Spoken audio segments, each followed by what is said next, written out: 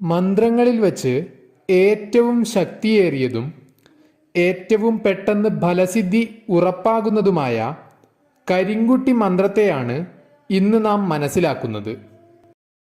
ചാത്തനെക്കുറിച്ച് നമ്മളിൽ പലർക്കും മുത്തശ്ശിക്കഥകളിൽ കേട്ട ഒരു ദുർമൂർത്തി എന്ന അറിവ് മാത്രമേ ഉണ്ടാവുകയുള്ളൂ.